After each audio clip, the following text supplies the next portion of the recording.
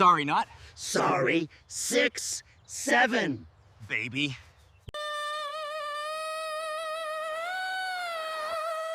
Oh, global search for a jester's crown.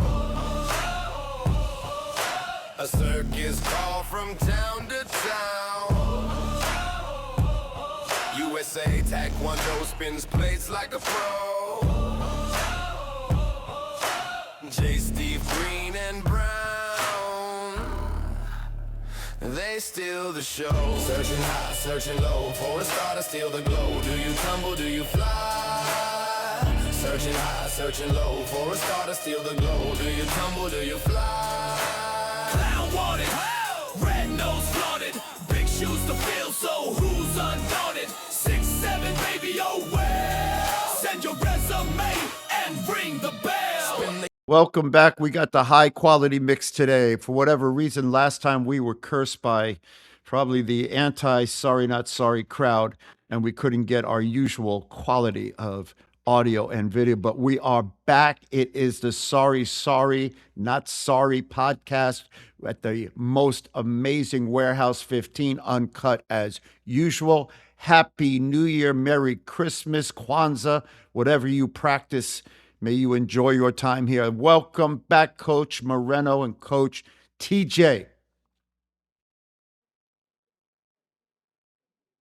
Mr. Jennings. What's up? I'll go first. It'll be me. Oh my God! Oh, he didn't know what to do because I wasn't mean to him. He didn't know. I what know. to I was do. waiting for the insult. It's crazy. No, man, nothing but love. It's a new year. Plus, I have Yeah. my totem with me. I have my totem, and I got 2 Buddhist beads on today. I'm going hard. You might need them. You might need them. And I got my shirt on today, celebrating my son's final a letter of acceptance when they send you the real letter, because they send you a bill with it. You know, I'm just wearing it in honor of. Go ahead, TJ. Nah, but happy almost New Year. Super excited. I was thinking about something right before we got on. Like, you know, they always talk about like the things that make people kind of better, or like that kind of help you win. And like always talk about consistency. I'm so happy that we've been as consistent as possible with this podcast. And we're at what, over almost a year now, huh?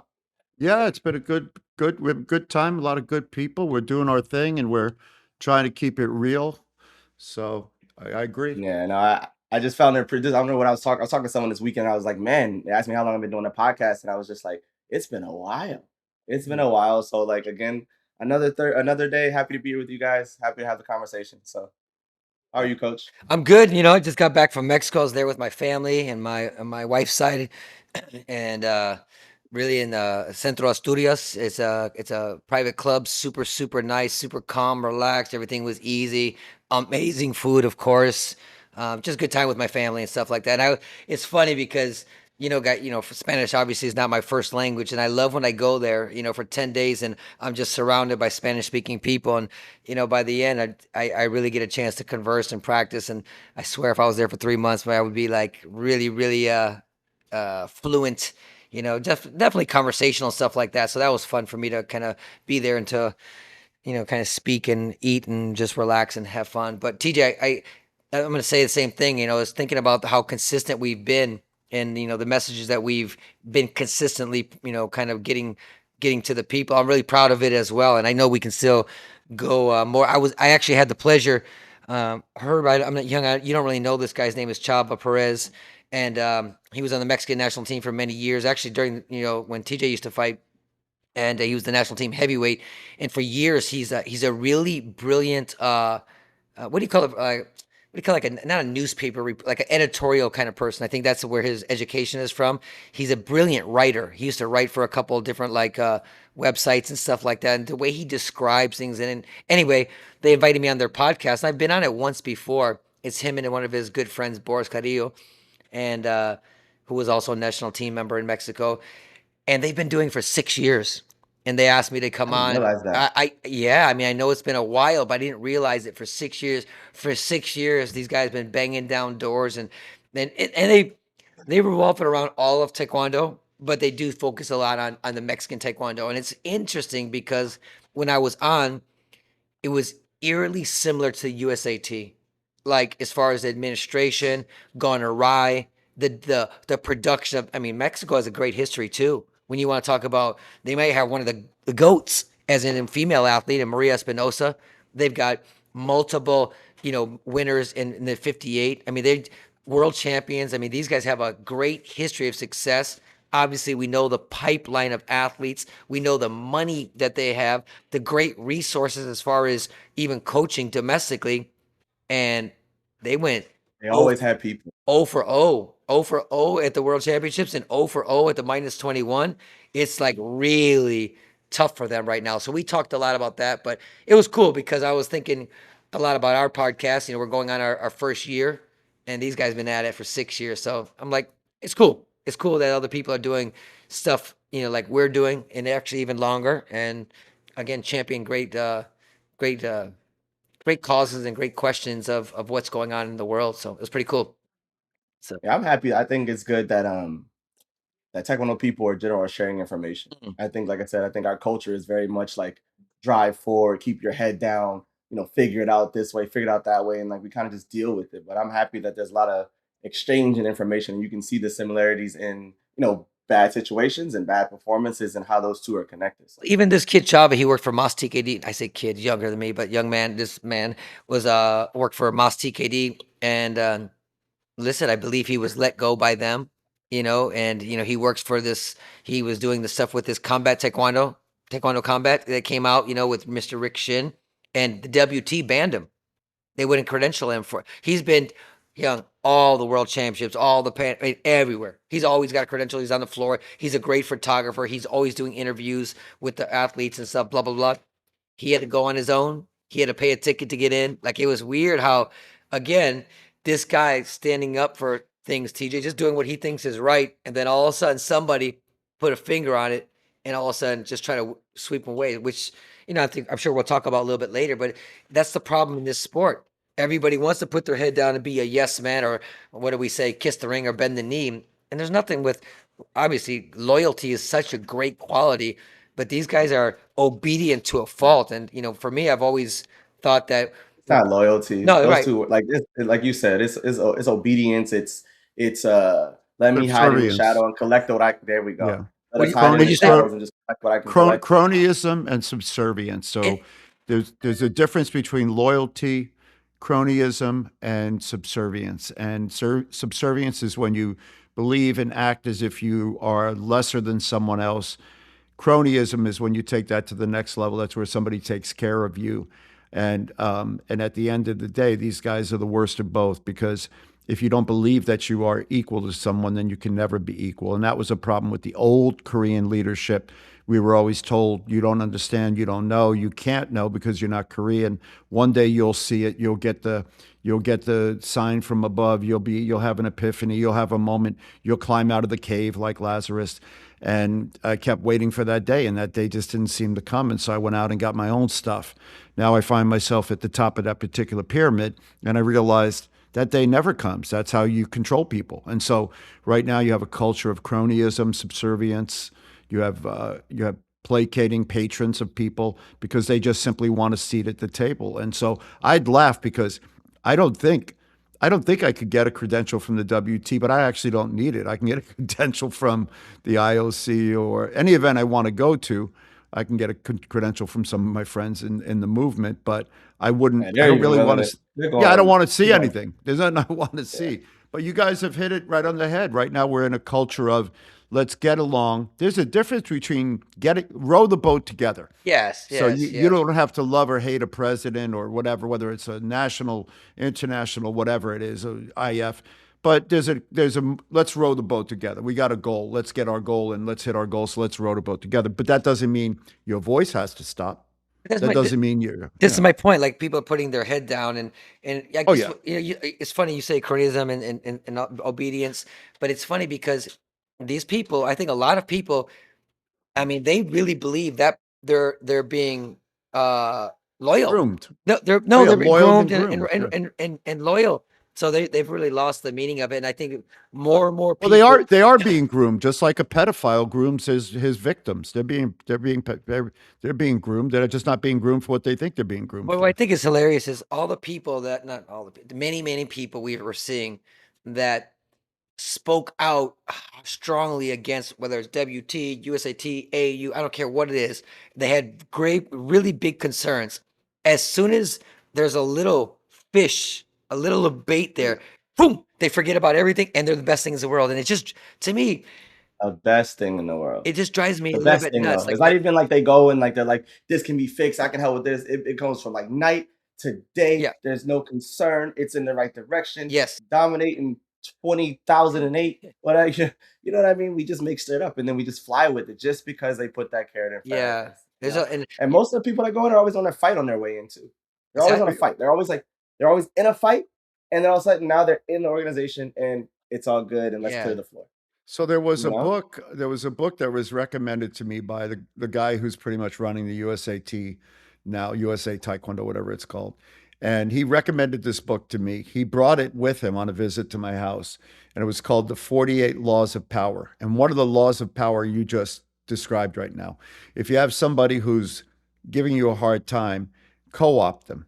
Offer them something so they become part of the people inside the tent as opposed to the people, pissing on the tent. So, and this individual, I won't mention his name, Jay Warwick, read that book like it was the Bible. And he was always a person, he was first of all trained by two of the most ruthless politicians in the movement, Yang Dojang, who was the guy from Howard University, a judo guy, not a taekwondo guy, was a AAU original guy and president, and then Sang Lee. And both of them groomed Jay, and Jay was groomed by them, and he thought he was smarter than them. And that was the only mistake he made. He made the mistake of thinking that he was smarter than either of those two, because the one thing they are smart. They're both lawyers and smart, and Jay got done. He got bent over the table, and he gladly took it. But he read the book, The 48 Laws of Power, tried to get me to read it, and then every time something happens, this is their first thing. I can tell you the amount of phone calls I get, which are, "Hey, how's everything going? How's your family? How's this? How this? Oh, by the way, can you get me my fifth Dan?" I'm like, "You don't have a fifth Dan? Wait, But it's well, funny, Young. I mean, I know privately I've told you the story, and TJ, you've heard me say this before. I've never Yeah. said it publicly, which I don't really care. I will say it. I mean, maybe you've had it happen to you too, Young. But like, how many times I've had like the famous envelope you put on the table. yeah. I mean, the famous yeah. envelope put in my jacket, and I take Yeah. it out, and I know it's money. I've been to Yeah. places where they're like, no, just go sit over there and do. And I'm like, well, what? Like, what? It's crazy how many times that has happened to me in the Yeah. past. And, again, I've never, ever been, I've never bent the knee or kissed the ring or, went into that stuff. And, it's funny because I look at some of the people where they are right now, and it makes me wonder. I don't know. It makes me wonder if they took that envelope, if they sat in that room. You know what I'm saying? You wonder. Yeah. You wonder again. So anyway, I mean, that's not, that shouldn't be the topic right now, but I do want to announce that. Well, I'll let you announce it, Young. Next No, you announce it. I think it's a great idea. You tell the story. I love this. next year. We got some homework to do. Yeah, we got some homework next year or next week. So for next year, they're going to start off kind of in honor of 2026, the annual, maybe biannual, maybe Maybe quadrannual, weekly. maybe weekly, the SNS Awards. We are going to have Nice. the Sorry Not Sorry Awards. We're going to have Yep. a variety of topics, from athletes to administrations to programs to countries to people that are just supporters. So we're going to have the SNS. And if you haven't figured it out, that means Sorry Not Sorry, Sorry that's Awards. you've So- heard of the Grammys and the whammies and the blammies. Now you got the snook that's coming out. But I think we're going to hit the good, the bad, and the ugly. And unfortunately, there's a lot of ugly, but there's a Nah. lot of good. It'd be a lot of So I fun. think, Yeah. I think we got to look at some, who's on the rise. Who do we want to mention that's doing a great job? You've got to mention the other side, which is always what we spend most of our time thinking about, is how do we improve what we do. So we're going to unfortunately have to call some people out. But the good news is, we have a good sponsor for it. So we'll be sending actual awards. So we'll get the addresses necessary and send you your Hey. first ever SNS award, brother. So I'll put it out to people. I mean, we're obviously we're going to meet and kind of have some categories. If anybody wants a category or thinks a category would be interesting Yep. to hear, send it to us, and in one of the chats, whenever Grandmaster Perez posts the show, or Coach Jennings or myself put it in there, and we'll take it into consideration. So it'll be fun. It's obviously it's lighthearted, but it'll be a good time. But anyway, guys, I thought since this is the last one of the year, I mean, we got what, a day, 2 days left Dun of the dun year. dun. I know, I can't believe it. 2026 or 2025 is done, going to 2026. But I thought like we would kind of do like a year review, look at like just kind of quickly talk about the Grand Prix series, the World Championships, the under 21, the WT point reset. This is the first time in history that we've had a 2-year cycle. Maybe some, again, touch on some stuff from USAT and AAU that we've talked about throughout the year, and just kind of have a open, free, format and go from there. Sound good? Sounds good to me. Perfecto. So let's say this real fast. I mean, thumbs up. Let's make it easy. Thumbs up or thumbs down. Grand Prix series was as successful as the WT thought. On count 3. 1, 2, 3. Yeah. Sounds like a SNS award Oh coming shit. up. What do you think? Why TJ? Hit it. I still am trying to figure out the purpose of them. I got nothing for you. Like I said, I like the original idea of it being outside of 70 when it was for the developmental guys, but then you threw these guys in there who are high level players, high level contenders, and they just Well, kind of it they- just happened the way it's supposed to happen. I guess. Remember, the first one qualifies you for the first Grand Prix in 2020. Yeah. That was the incentive, but they kind of acted like just in case you But didn't have enough points. Yeah. I said that from the but wouldn't beginning. that still be but wouldn't that still be great as a outside of 70 and just leaving it like that? So Yeah. you're getting your younger guys or your unranked guys potentially into a Grand Prix Yeah. to be with the big guys. Or, But we or just flooded it with all the like under from 35 and above. So if you bumped into the 32, you're already in. So keep fighting the good guys, right? yeah. And let this be a wild card for some random 36 to 1,000 ranked athlete to get into the Grand Prix. But they let all the top people in, and they dominated, right? There wasn't any new blood that came in there, and you were like, oh shit, this is awesome. So I think from that standpoint, it was useless, it was expensive, and yeah, I think that's about Definitely it. expensive. I mean, I guess you didn't even need any highlights of the year. You had a world championship. You didn't need you know what I'm saying? So I'm going to say it was a flop. It was nothing more than a big G2. And it wasn't even big. I think the first one was kind of big, but like you had this last one in Thailand. Yeah, people like 15 people in a division in men's heavyweight. Like, come on. How do we get there? That's crazy. And a lot of the big countries were just kind of like, whatever. That's by that last one. I mean, you probably knew by the first one, but by that last one, you know which one of your guys are getting into the Grand Prix anyway. Yeah. Like the only excitement would come from it being a 17-year-old who like hadn't done anything and went and qualified and got on a podium and now they're going to their first Grand Prix. Like show me that story, then I'd be like, mission accomplished. You know what I mean? But other than that, And same people, same even for the countries around us in the Pan American region, there was no young Mexican that did well. There's no young Canadian that did well. There's no young American that did well. There's no young Brazilian that did well. It was all either your top people Yeah. or nothing. All your top people or nothing. And if there was one country that sent a bunch of people that shouldn't have sent, it was America. We sent a bunch of people, because we were eligible to. I mean, that was the way the rules were written. 5 people could go, but like we had a lot of people that traveled that they went far. They went far. They spent a lot of money, and they went 0 rounds to 2, and a lot of times they didn't score a point. So, I mean, how much experience did they get? How much better did that make them? It's got to be the world of just being able to go home and tell your parents, tell your family, tell people that like I fought at a Grand Prix challenge because Yeah. there's no shot. I don't care what nobody says. There's no shot if you're not on the national team, if you're not in the mix, if you're not second, if you're not contending, if you're not a part, that you're gonna leave where you are, fly over to Asia and beat these top level people at a Grand Prix challenge. Even their middle to bottom guys, there's no shot. No shot. I mean, listen, But they got on the plane. most countries don't have, past their first or second person, their third person's, it was like that in our era too. Like we had 1 or 2 good people, maybe 3 rivals. TJ, your era was actually a little bit deeper, to be honest with you, in your category specifically. But 2 or 3 deep, right? And then it just fell off. You know what I'm saying? But and I guess They gotta understand what the purpose of it is. So you have in sport promotion, you have a couple of different purposes. So if you got to decide whether you're a performance organization or you're a sport organization that runs events. So if you're a sport organization that runs events, you run as many events as you can so that you can get more interest in the sport, more revenue for the cities. Second thing you try to do is you try to diversify where you hold those events and give more countries an opportunity to do smaller events or whatever.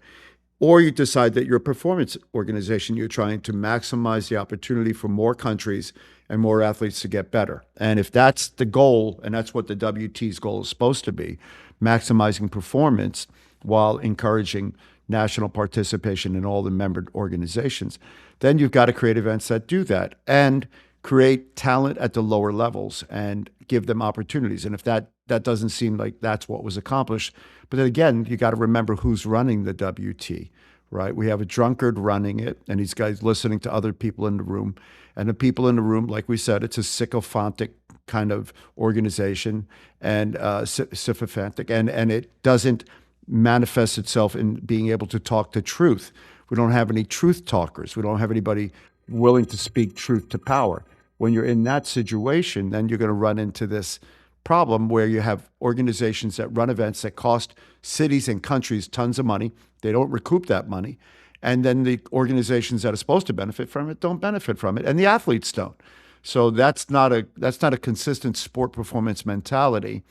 And there are other sports that do have that. Swimming has it. Other sports that are well organized have it. Tennis has it. Soccer has it, right? Soccer, the under 21s, the under 17s, those are all for a reason, hockey too. right? Hockey's happening right now. All of them, yeah. Yeah, they're good. But Cho doesn't read the page to the bottom. And what I mean by that is he reads the title, and then just like some other people we know, he gets lost. And like, oh, I like the title. Oh, what is the Grand Prix? He got that from judo. Judo did it before Taekwondo, and then they started to do it. And to be honest, judo's suffering a little bit from the same sort of thing too. All right, well, let that go. So GPS down. Hold up, worlds. Worlds. I mean, I remember I at the beginning, remember I asked, I go, is the world's remember quite a few episodes ago, I said, is the world championship as important as it was before?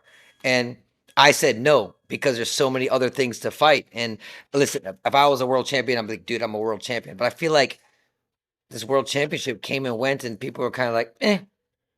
For us, for the country I work for, Brazil, it was a grand slam for us. We had never had that kind of production. We really had a great plan. We, blah blah blah, and we were successful.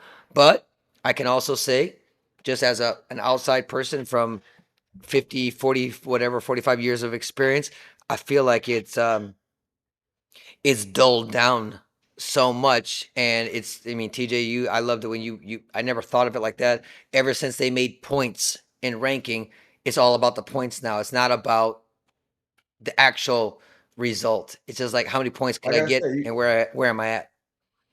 we got people. I mean, like I said, not people, just in general, athletes and coaches. Like we celebrate fourth and fifth and sixth Yes. because we got 8 points, we got 6 points, we got 7 points, we got past the first round. So there's some quote unquote success to be found in that, I guess, when it comes to the whole ranking. But that for me messed everything up a lot. Like I said, I still believe of the random bracket. If we could just do it right, if we could just really put everyone's name in the system and let it flop where it was, I think our game would go back to being exciting again. I do.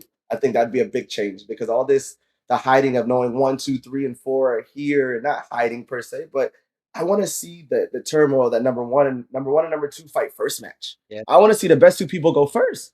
And then what happens from there on? You know what I mean? Because I think that's how you create champions. That's how someone that maybe had a couple breaks on the other side, they still got to go win the whole thing. They still got to get through the quarterfinals. I think we were in a tougher and better competitive situation when it was like that.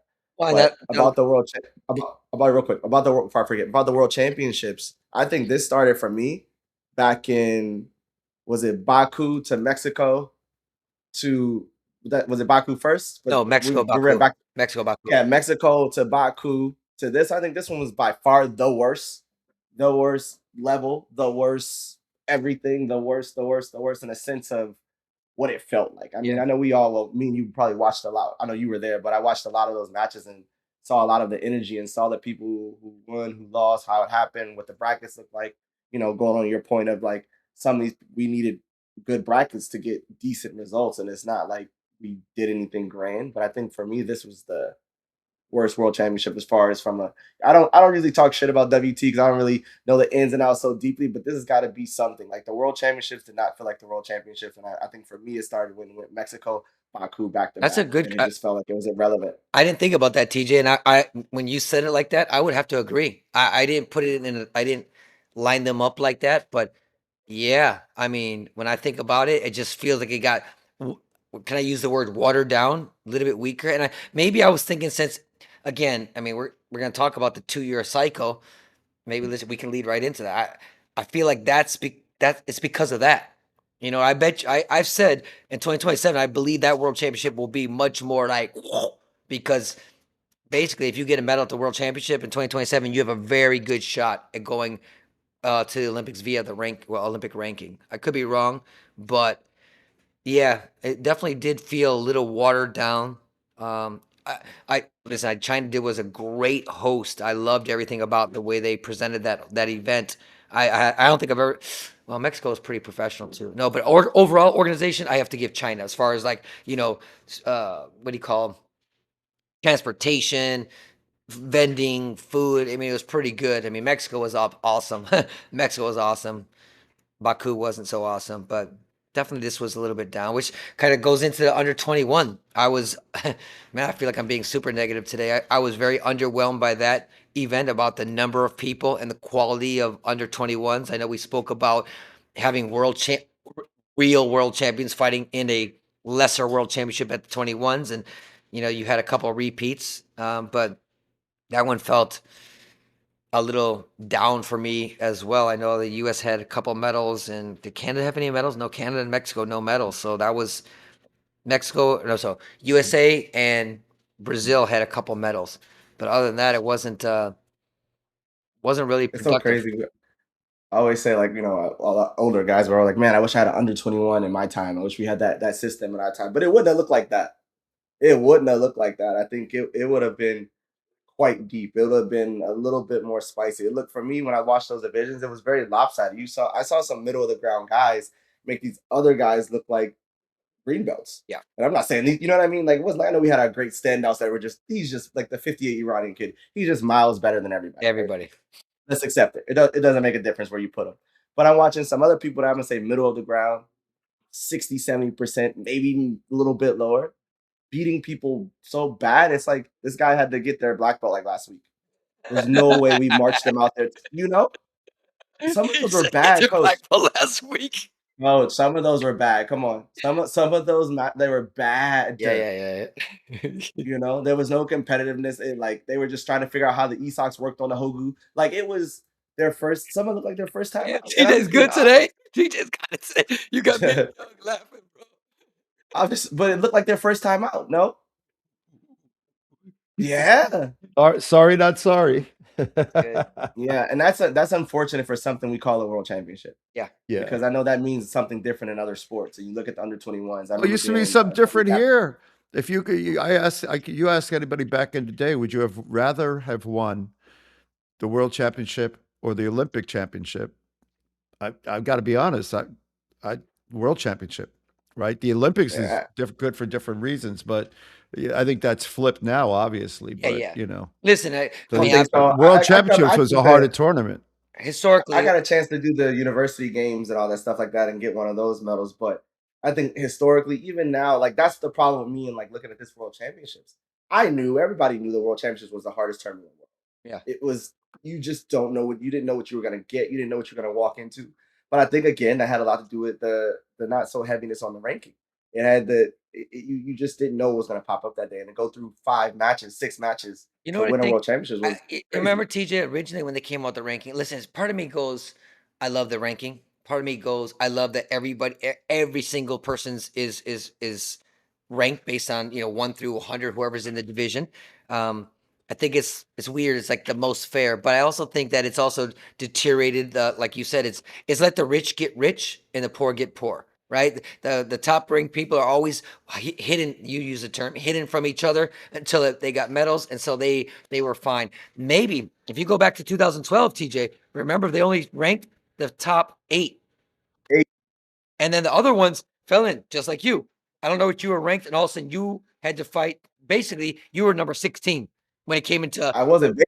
I was 16. Coach Redo reached into this bag and grabbed out ball 16. I remember him walking back, and I knew before he got back to the hotel. I'm like, I'm fighting Servette, No, right? And he looks, yeah. yeah, I told the story. I don't know if we ever talked about this on when we did our pre-Olympic preparation. We had a fight day, so we had one of so those things funny. where we weighed in the morning.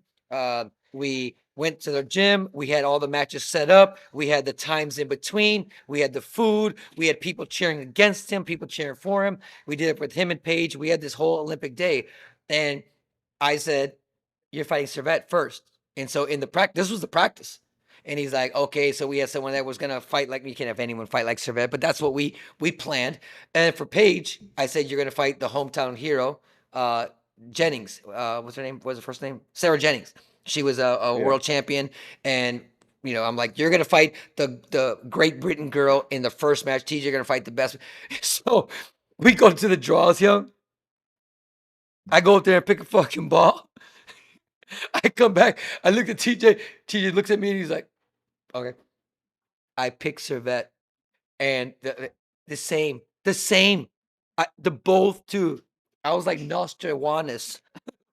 He goes, Crazy. crazy, Crazy, but it was crazy. And I knew it though. I yeah. knew No, it. but I knew it. I'm getting to my point is, imagine that. Let's just say they did the top 8, and then from 9 to 30, you could have a random Iranian and a Russian, Italian. You know what I'm saying? Like it could be maybe do 4, I top like that. 4, top 4. Or yeah, You know, I would be um, okay with that. 4 to 8. yeah, that might be something that could be interesting. But definitely when I look at the World Championships in the under 21, it was a little underwhelming. And again, I'm saying that and you guys know how happy and proud I was after the World Championships when we had 4 finals. I mean, that was just huge for the country I work for. It's never been done, and I was proud of all the That's huge things we for the did. Pan Am region. Yes, I would You agree. know, I would agree.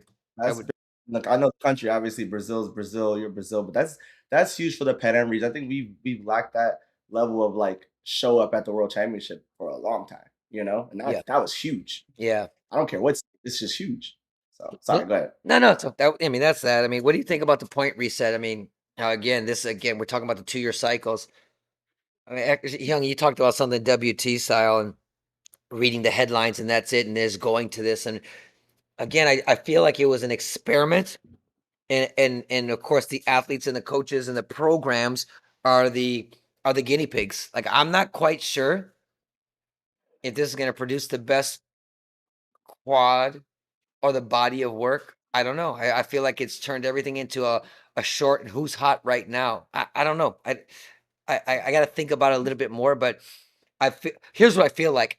The first 2 years were like so blah that nobody really cared. We just talked about it in both world championships, right? We just felt like people were like, I didn't see some countries like biting down on their lip, like our guys need to do this. The ones that historically did. So I don't know if that was a good thing or a bad thing for programs in general. I don't know, but Do you think it helps or hurts the smaller countries? So I think originally I was thinking in my brain, I'm going, it has to hurt them, right? Over 4 years, you get your points. I know Pan Am region countries in general, the smaller countries don't travel as well. yeah. They don't travel as much as some other countries. So I'm going, does it? I'm stuck in between whether it helps them or makes it easier for them to manage 2 years with less money or less ability, or does it extend it and make it a little bit worse because you're restarting over? Economically, it's easier, right? I mean, like Yeah. I mean, there's no way that most countries in the Pan American region can sustain 4 years of point building. They'll get outspent. So, in a if you're just putting up a program and a diagram, I would say it's much. If I'm Peru, if I'm Argentina, I got much better chance to like make a run at it in 2 years than I did in 4 years because I'm going to get outspent. So I think it probably But they does. just added more events though. They add more things, they add more events, they add more situations that cost more money. It's just in a shorter span of time. And That's where I kind of fell. and Yeah. that's where I'll go to what Grandmaster Perez is talking about. They read the headlines and they do it, but then you're right, TJ. So I just said it makes more sense in their 2 years, but they screwed it up because they have. I mean, I can't remember. I did it before. In the next 2 years, there's like 540 points available. Like again, Argentina and some of these maybe I don't know. I shouldn't talk about those federations. I don't know what their budget is, but historically they haven't been traveling to all those things. So I'm gonna guess they won't have enough money. Like, I mean, they didn't send anybody like Argentina. Did Colombia send anybody to the under 21s? Like the I'm Pan not Am sure. region I was have to not look. well represented at the Pan Am at the minus 21 World Championships. So I don't know. I think you're right. They added too many things, and so ultimately it might be the same thing. It might be a wash. You could have just used the 4 years and had a more consistent who's winning versus we'll throw these first 2 years away and let's make a sprint. I think it's the rich again. The rich will get rich. Those best countries. I mean, Iran, Russia, Korea, China, Turkey. They're all gonna come to all those European countries are gonna get their points a lot easier than the Pan American. They'll all be up at top again, and we'll all be looking from the back trying to catch up. I mean, Yeah, I'll go back to. I know we probably talked about it before a little bit. Probably never actually talked about it in this light. I think when we started this podcast, it was pretty normal for like the regular Grand Prix. But even having the Grand Prix, that eliminated a lot of people. Just in even I know it's a top 32, but how hard it was at the beginning to get into the top 32. oh yeah, So automatically, I remember when some of my WCAP guys got into the Grand Prix, it was a big deal for even our internal organization because I'm like, I can, and I'm being honest, I can go bag 15 points right now by winning one match or losing one yeah. match. And that at the time was unfortunately was important. Obviously we go there to run deep and get on the podium, but those tournaments mattered a lot in the long run of just being involved. Yeah. So I don't know. I think adding the Grand Prix made it. Maybe that's what helped water down the World Championships too. Having those Grand Prix. I remember Grand Prix were all the hype at one point. You had to win a Grand Prix. I've never talked real financially to like France. Let's use France when my friend Rosendo was a coach there. But I don't think they ever had an issue of saying we need to attend this thing to get our athletes into the top 6. But I know in the United States that was a problem. So for example, you TJ WCAP, if you had to pay for it, your people had to pay for it. It wasn't like the organization paid for it. So when I look It's at so crazy because I remember us competing. When I competed, the organization paid for us to go to the Grand Prix. That was like the one thing they did pay for, correct? yeah, Was the Grand Prix. yeah, And it was treated like almost a team event. I think they got away from that especially when I was in WCAP, they use it as I think a budget thing or it's not a national team trip. I'm yeah. going and I told them, and I'm like, you're looking at the best people in your country going to that one of the Supporting. highest level tournaments in the world, and you're showing. Hey guys, at one point it was bad. We didn't even have the medical side on our side. Yeah. They didn't even want to help the athletes outside of the group of athletes going at that point. Think about that. That's crazy, TJ. So yeah, to your point, like when you guys started doing it, if anybody from America made it into the Grand Prix, which was a hard thing to do, you were supported by the organization because it wasn't 16 people, it was 8, 10 people. And it's the same thing now. Yep. Listen, if athletes get into the Grand Prix, you're one of the better people. Theoretically, you're one of the better people in the world. I don't care if you're 31 or 2. The organization should support that. How is 32 supposed to get better if he doesn't have support or she doesn't have support? So it's just it's a weird thing. And you're right. I remember when this is something that I don't like that we'll talk about it in a second, but the academy people will get their way paid for, but maybe another national team person won't. That's how it was. I know. And That's even if, not that I accept this, okay, I had to pay on my own.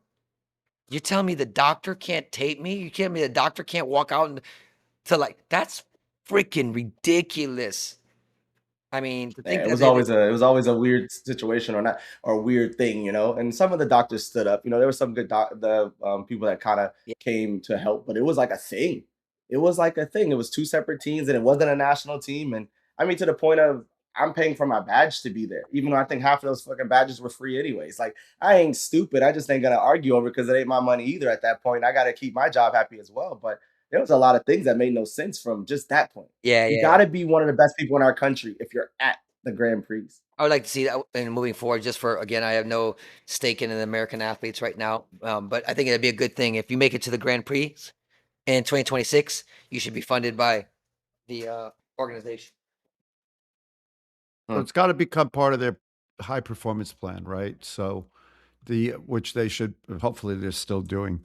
But if they put it as part of their How do you decide to forego think about that? You're foregoing a WT ranked person. Like this WT saying this person is number 27, number 25, number 23, number 21, one of the best people in their organization. And you're like, no funding for you because you're not training here. But you're you're also on the national team. yeah, but You're you got also to you're you got also a to Pan Am Games medalist. Like there's so many things. Like but you what got to if remember who's got to say it. It's got to be part of. So the athletes or the coaches have to complain to the USOC and say they're overlooking this thing, and if they don't, then nobody's going to notice because the organization right now is so short-staffed in review of these things that they're not looking at it that hard. Yeah, They're there's saying, "Okay, what's your plan? This is your plan. Okay, we'll But deal you know the with it." problem is, Young, is like again, we had a old. I was lucky because when I was on the AAC, you were on the AAC, and people older than a lot older than me, so I learned from you guys. But there's 3 athletes that are probably under the age of 22, 21, Yeah, that are high. Well, 2 boys that are highly ranked. They're they're they're a perfect example. National team, top 15, top 10 and 11 in the world. If they weren't at the academy, they would have to pay their own away. But the reason I bet you privately, if you talk to those 2, the reason they're there is so they can get support. Because if not, they can't afford it by themselves. You know yeah, what I'm saying, TJ? And there's probably a few other athletes that are in the same boat. So anyway, That's all of them. Like, I don't I know about I'm not know. gonna say all of them. I know some of those kids have been there for a long time. Don't let me get it twisted. I think that's a big chunk of them. I mean, look at Michael. I'll say you look at Michael's world championship medal. That's not coming from production of anything he's done there. That's right. That's hot off the presses leaving somewhere else and going to get him out. If it wasn't for him, if it wasn't for the victors of the world, we look worse. Yeah. We leave world championships with 1 medal in heavyweight.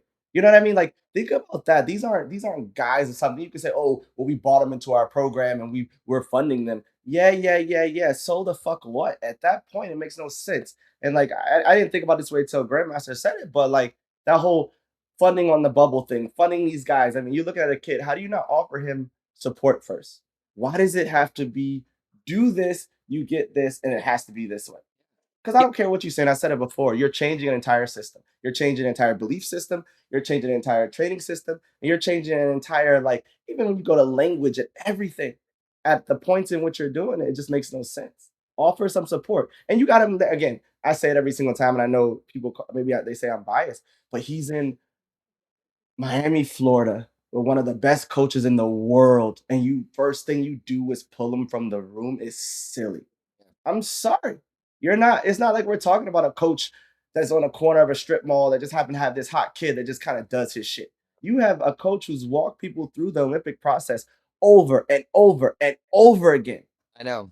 That's and it's that's still not enough. That's the crazy part because like you said, give them some resources. If it doesn't pan out, then you say, listen, why don't you come over here and try this? Instead, it's got to be all or nothing. And that's the unfortunate part for all those guys. And, I know these kids are strong and they'll say, whatever it takes, I'll do. And I like that. We were like that too. All of us were the same way. Whatever it takes, despite I'll figure it out. Or when you have stuff like, I'll figure out the room. When you have to say stuff like, I'm not going to let them bring me down. Like, that's not the right reason to do something. That's not the right reason to go places. And then again, we will see when it's all But said even and to have your guard up, even to have your guard up that high going yeah. in is crazy. Yeah. Like I've moved, I've switched training situations. That's how I came to Miami, Yeah. but I wasn't going like, oh, I'm not gonna let them change me. Yeah. Oh, I hope this doesn't no, Yeah. no. No, it's a bad place to be. And like even it's funny with a good result at the World Championships. You've had 3 bad results back to back to back at Grand Prix, losing a round 1 and under 21. That's a direct result of a changing of the system that didn't need to happen. Especially going back to what we just talked about, when the points are going to reset, let him write it out. Let him write it out. Let's see what the kid's going to do. Maybe he could have done well at these Grand Prix. Maybe he could have done well at the Junior World Championship. Partly you could almost say that World Championship medal wasn't as strong as we thought it was if he went back to under 21 and lost first match. Like I'm proud that the kid won a medal at the Worlds. That's ridiculous. That's awesome, awesome, awesome. It's a lifetime achievement for some people. But when it's backed up by 2 first-round match losses, 2 first-round tournaments losses in a row, it kind of makes you kind of go, man, maybe That's the system right now. That's that whole group of 68s. Wasn't it 4 new world champions in 68, if I'm not mistaken? what happened? All 4 were new world champions. There was 4 new world championship champions in 68, correct? All 4 was their Oh, first oh, world oh, championship yeah, medal. yeah, yeah, yeah, yeah, yeah. I got you. Well, Like gold, right? silver, bronze.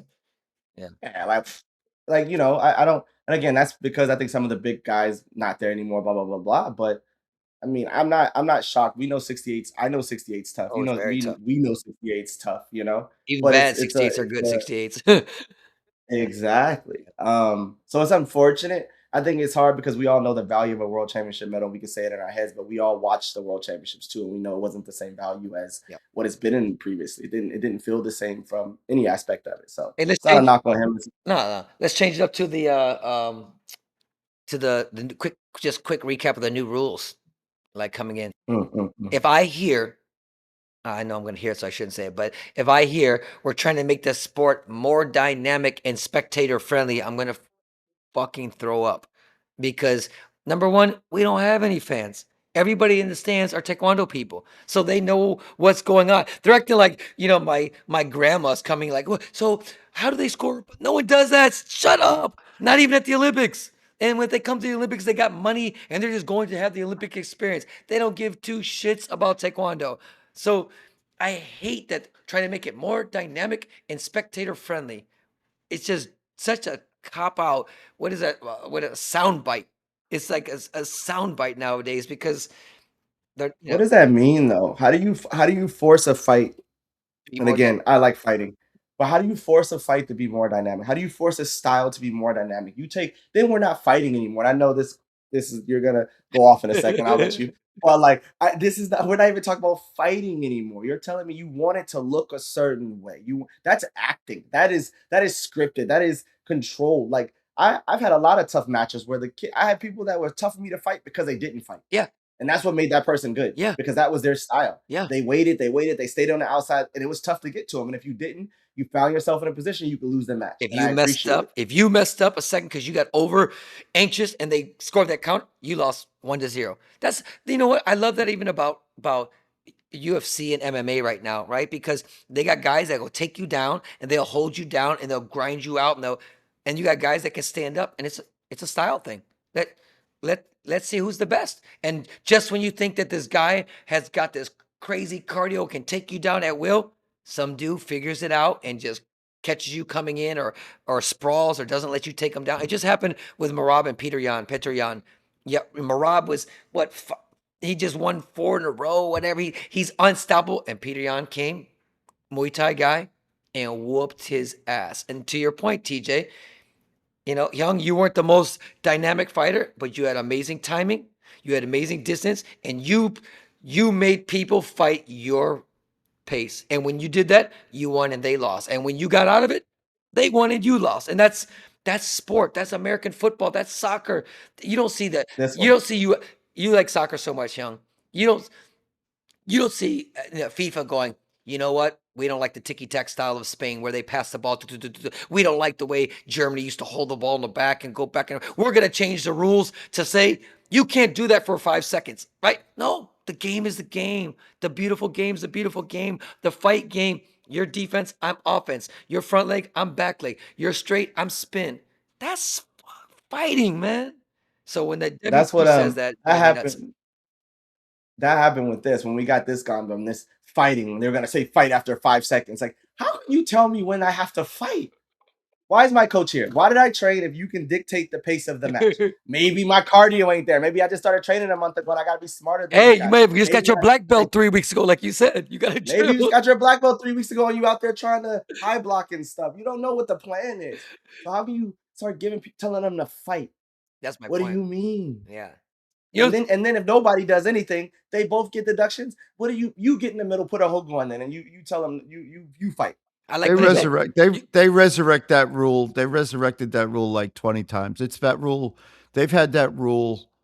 They've always had that rule. They have people that I don't don't know. understand. No, they've always had it. They just do it differently, and they've always tried to make it a thing, but they can never figure out how to make it a thing. And so they're trying. This is Like the non-fighters person trying to make bullied you. fighting exciting, and Yeah.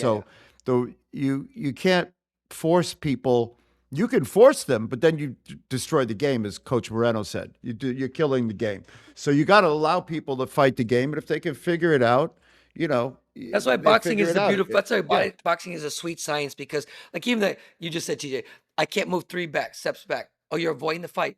No, that's the guy's coming at me with his leg in the air, like boxing. You never see the referee go, fight, guys, fight. No, one guy holds him, one guy ties him up. Boring fight. The guy's like, I don't want to stand outside. I want to tie him up. You see Mayweather moving around using the whole ring. There's a ring for a Mayweather's the reason. perfect Oh. Mayweather's a perfect example of that. Mayweather was a frustrating boxer. He didn't have knockout power. He wasn't a puncher. He really wasn't a great puncher. Nope. But he had an amazing ability to. That was Steven Lopez. Steven Lopez sucked at Taekwondo when he first started. He was only good at frustrating people from allowing them to do Taekwondo. He became a better Taekwondo fighter because he had to. Yeah. And he became a great Taekwondo fighter, so I can't speak poorly about him, but he was terrible. He was horrible to watch, frustrating to watch. He didn't do That's anything why. that mattered. That's why. But so was any I. rule in our So sport was has I. changed. Good point. I wasn't a lot of fun to watch. That's why any rule in our sport has changed. Think about going back to like, was it maybe 2013, 2014? Maybe when you could just hold your leg in air the entire time if you wanted to. Mhm. Think about that. That took someone going, hey, that's not the right thing to do. You can't do that. But maybe again, and it sucked for me, by the way. That was when 68s went from my height to like 6'7.5", like on a normal basis. Like it really sucked because it's hard to get in. Yeah. But someone had to go, hey, let's make it more dynamic. Let's make it this. Let's not allow people to do this. I still think that's wrong. I don't think that's the right thing. You can't limit what people do based off of a rule set you're trying to create. Like it makes no sense. You should have the natural progression. Look at, if let's say you just said hold your leg up there for 20 for the whole 2 minutes. If that's what you can do, somebody would figure out how to spin or whatever, and that person would put their foot down. It's the rule of sport. It's the law of fighting. Somebody will figure out what you do. So if you can have the rules. You can't punch in the face. You can't kick below the waist. Go do what you do. Because if they can do it with, you can't hold your leg up for 3 seconds, why shouldn't they say you can't twist kick? You can't invert your knee. Like, that's all fine. So it's just weird. And Young, you actually said it, man. I'm giving But you that's guys whoever's pulling the strings, I though. was just gonna say, Young, you said it. To TJ, I credited you. Young, I'm gonna give you credit. This is non-fighters determining how we fight. Non-fighters determining how we fight. It's like sometimes referees when I move back and they're like, you're avoiding the fight. I'm like, dude, the guy's foot is in my face. What am I supposed to do? Have you ever been kicked in the face? Have you ever, yeah. Yeah. Anyway. Yeah, you know where you'll find your difference. And I think again, I think Europe and just seeing some of the messages and hearing some of the talk, this is where you'll find your difference. There's a group of people I was super happy about going 1, 2, 3. 1 point for a punch, 2 point for the body, 3 point for the head. Let's go back and make it basic. But there's people that went crazy about, oh no, we need the 5 points for the spin and the 4 points for this. And we went from going 1, 2, 3 all the way up to 6. Yeah. So you tell me where did that conversation go awry? Yeah. And this wasn't They just were like they were watching this was WT MTV. asking. No, they were watching MTV's basketball Rocks versus Jocks, where they had the 25 point. They had the 25 point shot. You just had It's crazy though. that Think was about Joe that. again having ADD. Actually, funny. I don't know. TJ, you say that There's it's funny because countries that- when people go, "Oh, the average point is 15 points a match." If you actually took it down and just said, like you said, how many times they kick, I bet you would be 6, 4 to Maybe. 6, 8, 7. You know what I'm saying? Like real points being scored. I mean, listen, I've had kids that have won a match, a spin hook kick, and a side kick. They scored 3 points, and I'm like, and they won 12-0. And I'm kind of like, I hate it. yeah. I hate it. And and I think with the only thing I'm happy about with the taking away the head thing, the protest, because maybe we won't get so much stupid stuff where someone throws an ugly spin hook kick at the end and it nips the ear and like they jump up in the air and I agree with you, TJ. I know a couple of my peers don't like that because they're like, what about the big shot? I'm like, the big shot I'll give you. What about that small shot? But there's per capita, there's way more small shots that are scrapes. And so for that, TJ, I've won matches and I've lost matches. And either way, I've never felt good. Yes, I've never done that. I'm like, we played the system, but I'll be happy when that's gone. The little scratches. I mean, I really, if my kid touches their face, I'm like, I can't believe it. He touched his face. No. I'm not that dude. That changes a lot. Yeah. I think it changes a lot. I think it again. I guess from a fighting standpoint, I think we go back into those close matches ending in cardio decisions. Who's got more gas as opposed to the 3.5 minute video review for no reason. Yep. For no reason.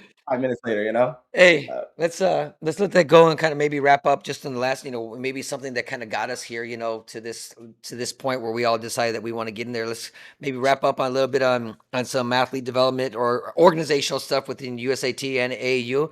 I think it's interesting enough, that we've said many things about USAT and some of their deficiencies are perceived, their deficiencies from our perception, but also I think nowadays AAU has gone through a huge leadership change and a structural change, I guess you should say that, from a chair to I guess it's a martial art director and a chair, kind of figuring things out and new coaching levels and USAT going through yet another what is it called trying to where's my I can't say it, like trying to make a national team, like a coach or a pathway. oh, Like pathway. USAT went to another pathway. Actually, it's funny. I kind of shut my brain off for a little bit over the holidays, and I have a couple days this week before we start back, and I want to look at the USAT's pathway. But if I'm not mistaken, they didn't go to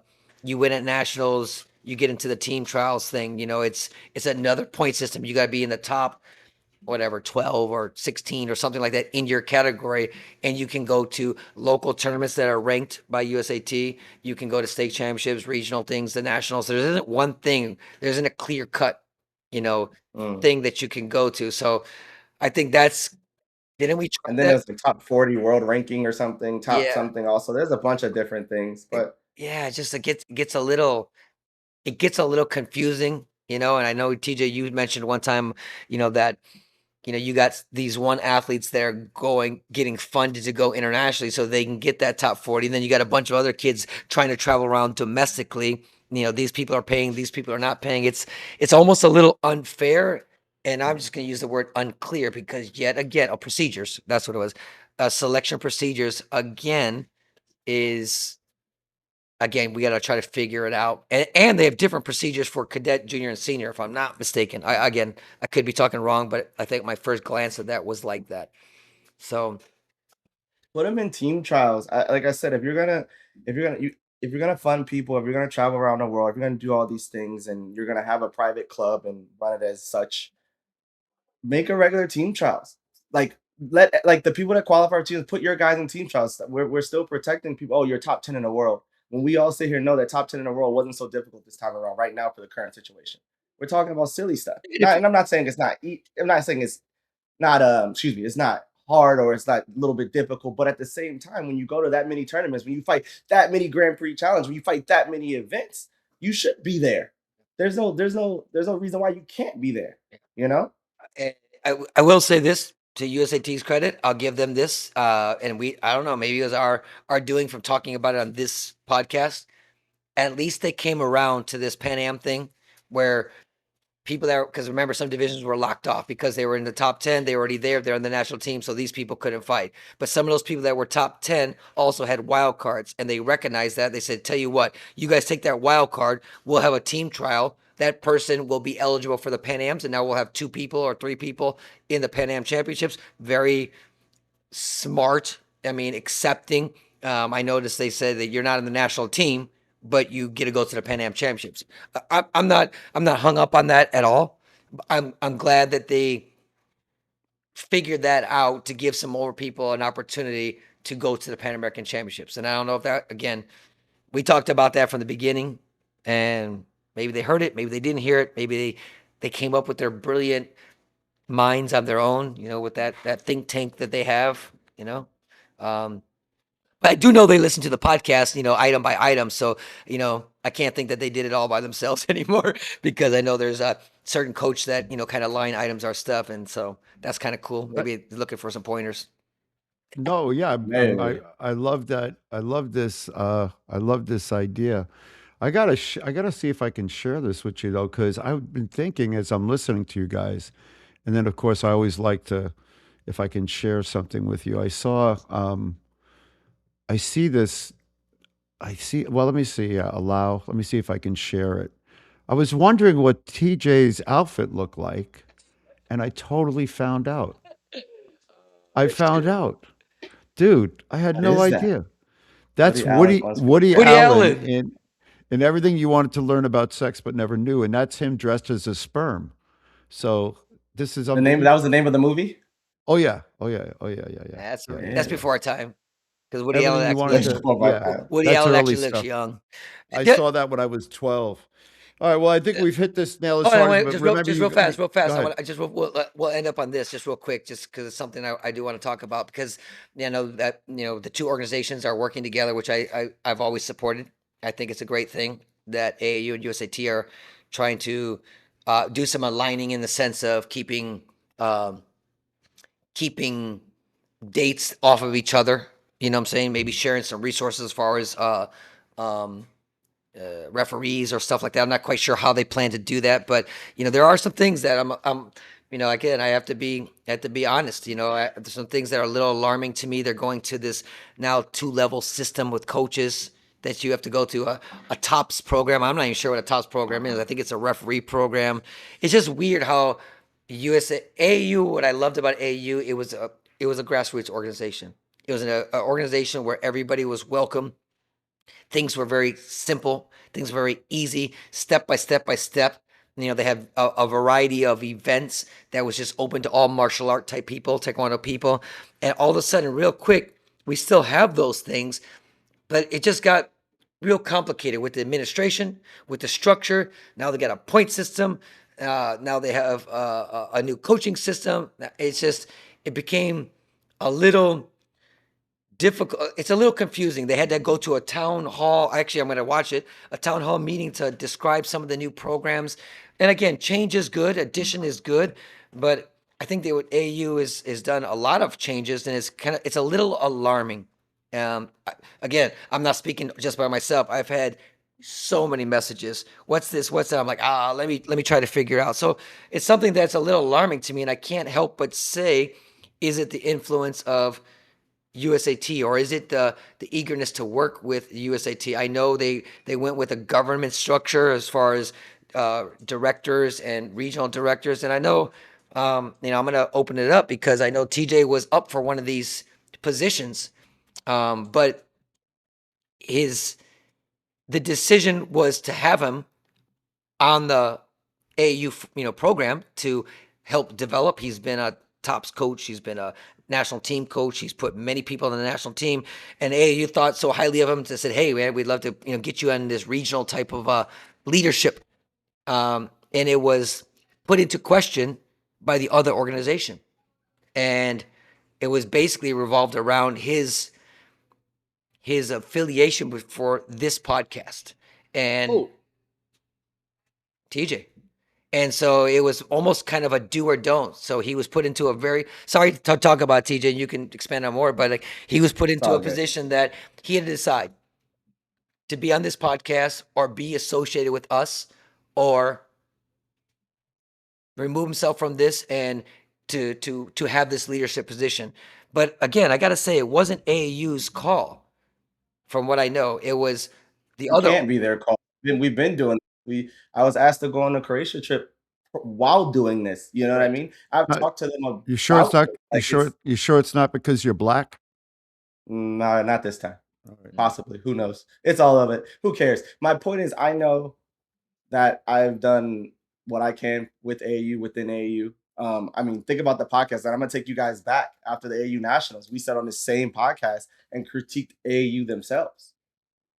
And throughout that, some of the same people were the people in contact with me to let me know, hey, we want you to go on this trip. We want you to be a part of this group. We want you to build you into this, and you can do this, and you can help the organization. And so you're a tremendous asset to the organization, all down to it being tied around this podcast, and basically asked to not say the things that I feel, not support the system, not support the coaches, not support the athletes, not support Taekwondo in general, the growth, just to sit back and then maybe I could get a little something. This is what And I don't. this is what bothers me right now, TJ, is because that's why I said AAU is a place where they accepted all this stuff. And again, we have a freedom of speech in this country, and all of a sudden, AAU is not able to utilize you anymore because another group doesn't like you or doesn't want you saying what you're saying, doesn't want you fighting for athletes and coaches and programs. This is a problem. This is a problem with if AAU leadership wanted you, utilized you extensively, and then all of a sudden it's either yes or no, choose or don't choose, we're in a bad situation. That means whoever's that leadership connection to the USAT is choosing them over us. Not us, I'm not us, you, people. And that's a bad situation. And if this MOU type stuff of working together doesn't want people bad mouthing each other from administration, stuff like that. So define bad mouth. Because I say, hey, there was a bad call at the nationals. So if I'm an athlete or coach or administrative or any person, I broke this rule. Like, how are they going to disseminate this information to everybody? Is that just for you, or is it for me? Or is it Gotta for be her? just for me. It's just for Or you. for you, or for her, or for the group. But none of it makes any sense. You like I said, I've been with this organization. I've worked with this organization. I've been on national team trips. I've never, again, I have to say it, I've never gotten in any trouble. I've never been late for a meeting. I've never not done my job. I've never not shown up on time. It's a crazy thing to now this is the decision, the quote unquote, that I have to make. And like I told them, and I'll say it again, that decision was made when you told me that you can allow any other organization to have any influence at all on who I am, what I do for you guys, and how much you value me. Listen, I'm going to challenge the director of AAU, the director, because if I'm not mistaken, he's the one that brought him to the table about USAT and AAU working together. Again, I'm supportive of that. Like you said, Hyung, that was a great analogy. Roll the boat together. Taekwondo's Taekwondo, let's roll the boat together. We don't have to do this. I agree. I cannot agree with politics. I cannot agree with selection procedures. Okay, whatever. But if the new leadership of AAU brought themselves into this negotiating with USAT, and then they just said, okay, well, I'm going to bow the knee or bend the kiss the ring or whatever it is, and it's someone that we worked with for years, and all said, oh, you guys don't want him, you guys don't like him. It's either he does this or that. Like what kind of leadership is that? They chose a solid person. They chose Weak leadership. It's weak leadership, and I'm going to say that when I see him in person. I'm gonna like, you chose that over this. Something that's So been if you here. never listen, I hope you fast forward to the end of this and listen to this part. Yeah, Because Should that's it's have weak started. leadership. We should have started. Weak. yeah. And we're going to talk about this more because this story is not done, and maybe that's leading into next week. Maybe that we'll start the year off with a bang with that. But again, I gotta piece this all through my head. I cast my vote for him for weak leadership, though. If it's an SNS award for weak leadership, he's my number one nominee. He has to be, and I just, again, I'm going to talk to him personally when I see him, because this shows me that he does not have the best interests of AAU. He has the best interest of himself or whatever his motive is. It's not the best interest of AAU. You cannot tell me when a person has been there for enough before he was there, and I'm talking as an athlete, TJ, as a coach, TJ, as a program, uh, with a TOPS program, with the national team program, blah blah, all that stuff. All of a sudden, he chose them over you. He should have said, absolutely not. This is a valued member of our AAU organization. This is a paying member that has contributed. They've done everything we've asked of him. And you guys, all of a sudden, because he has a podcast, because he voices differences, because you guys, USAT, have screwed you over and over and over again, when they've used terms, and it's going to come out, terms are like any peak person. It's wrong. And I'm just, again, I'll defend you always, TJ, you're my brother and stuff like that. I know you don't want to have to go throw these rocks and stuff like that, but we're going to talk about this because I think somebody has to answer for it. And people, once again, AU needs to know this. These are behind closed doors things that are happening that are not good for the organization. They're used to dealing with people that go. They're used to dealing with people that go away and, like you said, kiss the ring and stop the action and stop speaking what's right. They've messed with the wrong group. They mess with. I don't. And that's not like saying mess with anything. I'm just. Yeah. There's no way. I've never been built like that. I don't move like that. The answer has to be no. And if I feel a certain way, I'm gonna protect my integrity and always say and do what I think is right. You should, as you should. So, I mean, let's end it on that, and we'll pick up with the SNS awards next week, and then I want to get into this. I want to dive into it and kind of think about it. I don't want to speak too emotionally. I want to speak a little bit more, piece by piece, and who knows, maybe in the next week I'll probably talk to a few of these people and have some more stuff. But yeah, a lot of people have been talking behind closed doors. A lot of people have been talking behind closed doors and making these little deals, and that's exactly what I thought AAU wasn't like. I thought we were an open place where people could thrive and help and participate, and all of a sudden, it's a lot like USAT. Do as what we say, or else you can't be with us. There you go. That's not the place that AAU should be, or is, or was, or whatever the case. So we need to get it back. We need to fix it. All right, brothers. This has been the Sorry Not Sorry Warehouse 15 podcast. Happy New Year. Out. Happy New Year. Happy New Year. Peace.